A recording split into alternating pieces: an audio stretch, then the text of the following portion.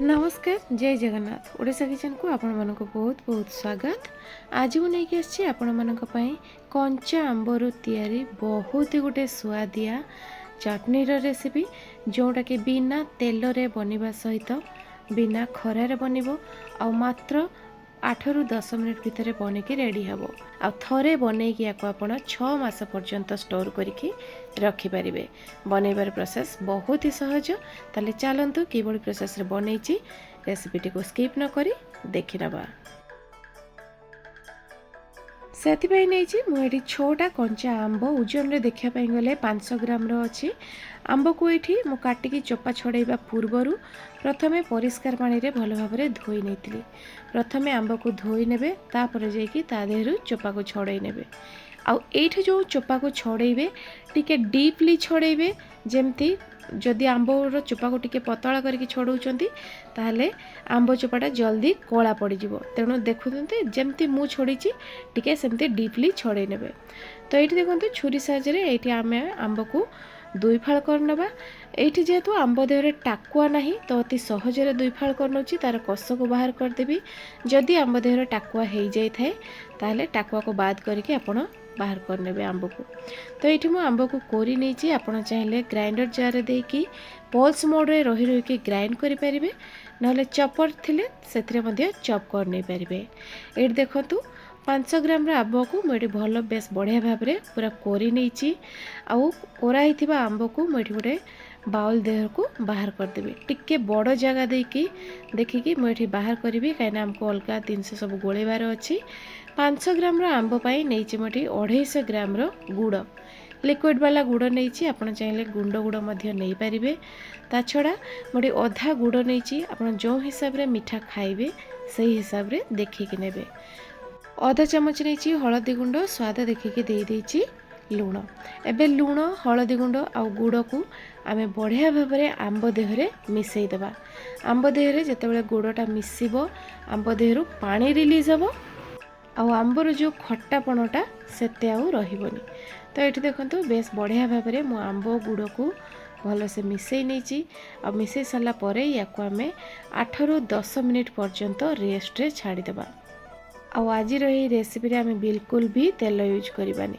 तो ये आम या रेस्ट छाड़देवा। आउपटे बसई नवा कड़ई आम गोटे मसला रेडी करवा जहाँपाई नहीं 6-7टा सुखिला लंका, 1 चामच जीरा, आधा चामच पान मधुरी, 3-4टा लवंग बास अलग आउ किछि भी मसला दरकार पड़िबनी।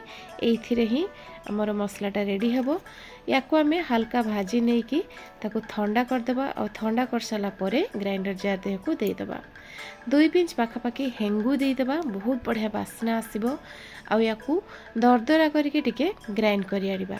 से सेम कड़ई को मुझे गरम कर नहीं आ से गरम कड़ई रे देदेवी जो आंब आ गुड़ को आम मिक्स करके रखी। एठी आम कड़ई रे बिल्कुल भी तेल दबानी, गोटे ड्रॉप भी आम आज रेसिपी रे तेल यूज करवानी। बिना तेल रे ही बनैबा आउ बिना खरारे बनैबा, बिना चीनी रे मध्य आम या बनईचे। मसला रे सुखिला लंका देइथिले कलर पई आउ टिके एठी दे देउची काश्मीरी लंका गुंड बहुत बढ़िया कलर आसीबो। बास ए सब देई देकी आम हाई फ्लेम रे 5 ରୁ 7 मिनिट पर्यंत ए आंब आ गुड़ को फुटई नबा। बनईबार प्रोसेसटा बहुत ही सहज आउ मात्र 10 ରୁ 12 मिनिट भितर बनिकी रेडी हो। ये देखंतु 5-7 मिनिट फुटी सारा पर आमर आंबर जो लुकटा पूरा पूरी चेंज हो जाइए। कलर मध्य बहुत बढ़िया आछि आ पूरा टिके ग्लॉसी लुक मध्य आसीगलानी।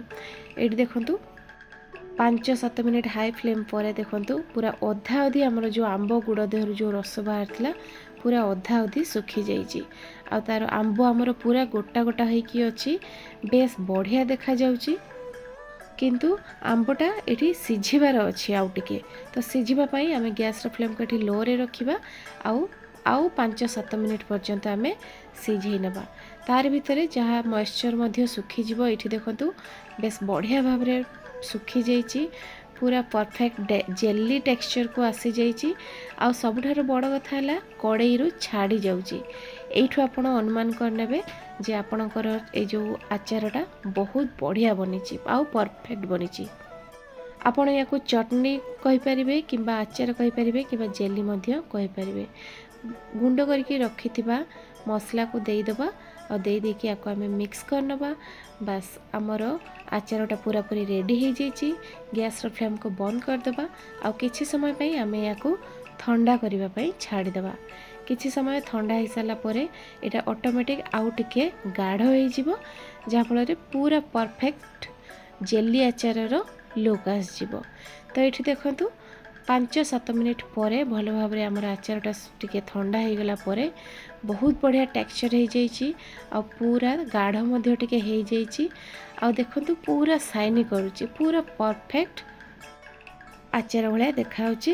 ୟାକୁ ଆମେ ଷ୍ଟୋର୍ କରିବା ପାଇଁ ସଫା ଜାର୍ ଗୋଟେ ନେବା, ଯେଉଁଥିରେ କି ବିଲକୁଲ ବି ମଏଶ୍ଚର ନଥିବ। ସଫା ଜାର୍ରେ ରଖିବେ, ବହୁତ ଦିନ ପର୍ଯ୍ୟନ୍ତ ରହିବ। 6 ମାସ ଧରିକି ଆପଣ ୟାକୁ ରଖିପାରିବେ, କିନ୍ତୁ ବିଶ୍ୱାସ କରନ୍ତୁ ଟେଷ୍ଟ ୟାର ଏତେ ବଢ଼ିଆ, ଆପଣ 6 ଦିନ ବି ରଖିପାରିବେନି, ସରିଯିବ। ରୁଟି ସହିତ ମଧ୍ୟ ଆପଣ ଜାମ୍ ଭଳିଆ ଲଗେଇକି ଖାଇପାରିବେ। ତ ଦର୍ଶକ ବନ୍ଧୁ, ଆଶା କରୁଛି ରେସିପିଟି ଆପଣଙ୍କୁ ନିଶ୍ଚୟ ପସନ୍ଦ ଆସିଥିବ। ଏଇଭଳିଆ ଥରେ ଘରେ ବନାନ୍ତୁ, ଖାଆନ୍ତୁ, କମେଣ୍ଟ କରିକି ମୋତେ ନିହାତି ଜଣାନ୍ତୁ। ଆଉ ରେସିପି ଭଲ ଲାଗିଥିଲେ ଲାଇକ୍, ସେୟାର, ସବସ୍କ୍ରାଇବ୍ ନିଶ୍ଚୟ କରନ୍ତୁ। ପୁଣି ଦେଖାହେବ ଆଉ ଗୋଟେ ନୂଆ ଭିଡ଼ିଓରେ ଆଉ ଗୋଟେ ନୂଆ ରେସିପି ସହିତ। ସେଇ ପର୍ଯ୍ୟନ୍ତ ରହୁଛି, ନମସ୍କାର, ଜୟ ଜଗନ୍ନାଥ।